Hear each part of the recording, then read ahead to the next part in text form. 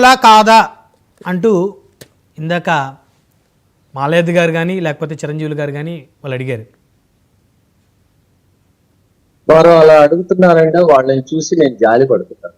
ఎందుకంటే దేనితో చెప్తున్నా ఎవరండి, ఇప్పుడు ఒక సమస్య ఉందంటే ఆ సమస్యకి చాలా రకాలైన కోణాలు ఉంటాయి.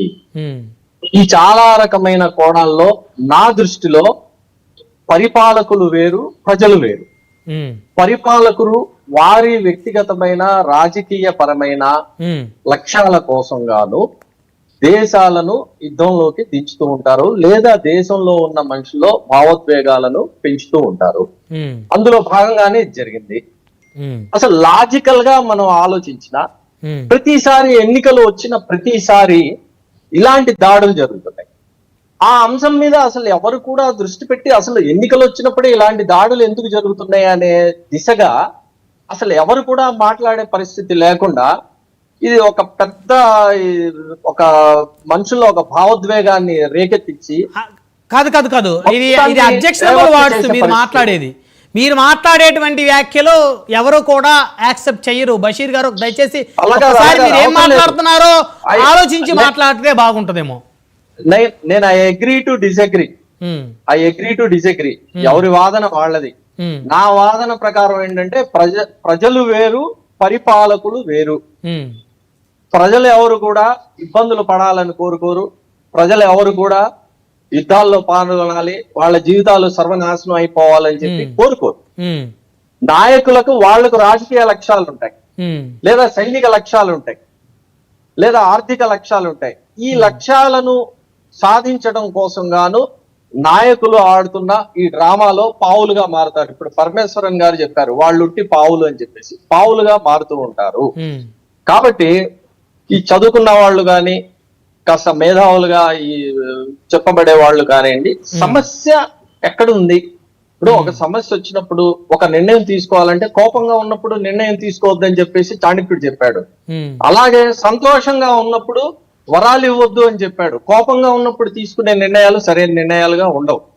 అలానే సంతోషంలో మనం ఎవరికైనా ఏదైనా వరం ఇచ్చామంటే నోటికి వచ్చినంత వరాలు ఇచ్చేస్తారు, ఇవ్వబాకండి అని చెప్పేసి చాణక్య నీతిలో చెప్పాడు. నా వాదన ఏంటంటే ఇక్కడ ఏ లక్ష్యాన్ని కోరుకుని ఎవరెవరు కలిసి పనిచేశారు, ఎన్నికలు వచ్చినప్పుడే ఇలా ఎందుకు జరుగుతున్నాయి? ఇప్పుడు గతంలో జరిగింది, పుల్వామాలో జరిగినప్పుడు దాని మీద సరైన పరిశోధన జరిగిందా? అక్కడ ఉన్న ల్యాబ్సెస్ ఇవన్నీ బయటకు వచ్చాయా? దీనికి కారకులు ఎవరు అనేది తెలిసిందా?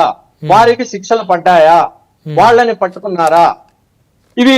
దీనికి సంబంధించి ఏమీ కనపడదు. అలానే 5 అంచెల భద్రతా వ్యవస్థ ఉంటే ఈ 5 అంచెల భద్రతా వ్యవస్థని దాటొచ్చి ఈ దుండగులు ఇలా భారతీయుల మీద ఎలా దాడి చేసి హత్య చేశారనేది ఒక ప్రశ్న. ఆ హత్య చేసిన వాళ్ళు మాట్లాడే వాళ్ళు పంజాబీలో మాట్లాడారు అనేది ఇవాళ నేను ఒకళ్ళు చెప్తుంటే విన్నా, యూట్యూబ్ లో సోషల్ మీడియాలో నేను విన్నాను. రకరకాలుగా చెప్తారు, అందరూ చెప్పిన వినమాకండి మీరు దయచేసి. నా వాదన ఏంటంటే నాకు రాజకీయ నాయకులతో లేదా పరిపాలకులతో సంబంధం లేదు.